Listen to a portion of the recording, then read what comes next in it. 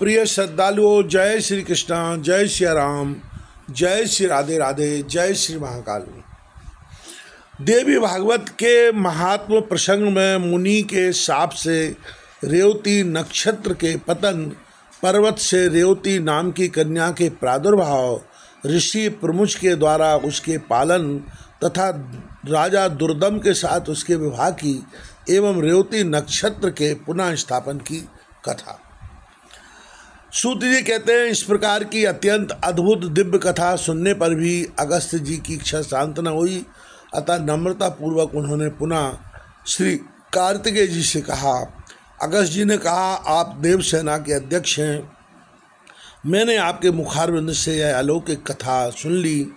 अब श्रीमद् देवी भागवत का दूसरा महात्म सुनाने की कृपा कीजिए। चंद जी कहते हैं, मित्र रूप मित्रावरुण से प्रकट होने वाले मुने, अब यह कथा कहता हूँ, सुनो। जिसके एक अंश में भागवत की महिमा कही गई हो, धर्म का विशद वर्णन हो और गायत्री का प्रसंग आरंभ करके उसका महत्व दर्शाया गया हो, उसे भागवत कहते हैं। भगवती जगदम्बिका से इस कथा का संबंध है, अतएव इसे देवी भागवत कहते हैं। ब्रह्मा, विष्णु और शिव सभी देवता उन भगवती जगदम्बिका की आराधना करते हैं। ऋतवाक नाम के एक मुनि थे, उनकी बुद्धि बड़ी विलक्षण थी।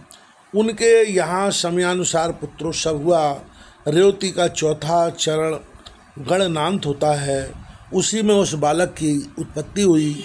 मुनि ने उस लड़के की जातक में आदि सभी क्रियाएं सविधि संपन्न की, चूड़ाकरण और उपनयन आदि संस्कार भी संपन्न किए। महात्मा ऋतवाक के यहाँ जब से उस पुत्र का जन्म हुआ, तभी से वे लोग और शोक से चिंतित रहने लगे। क्रोध और लोभ उन्हें सदा घेरे रहते थे।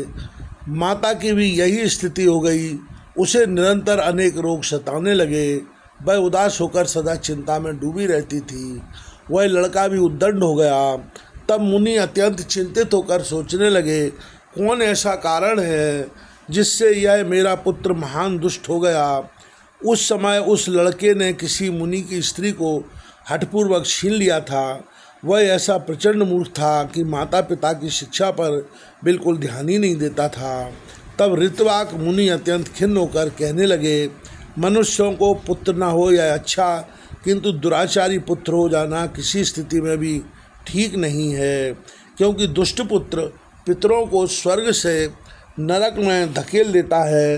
वह जीवन पर्यंत पिता को केवल दुख ही देता है।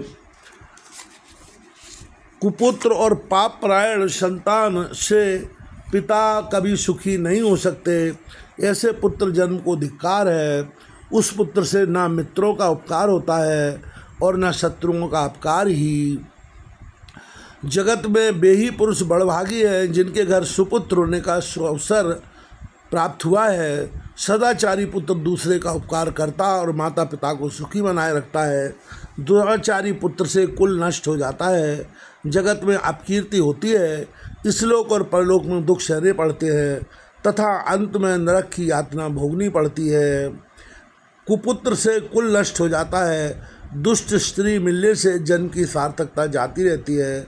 उत्तम भोजन न मिलने से दिन व्यर्थ चला जाता है तथा कुमित्र से सुख की आशा भी निष्फल हो जाती है। अतः भगवान किसी को भी कुपुत्र न दे।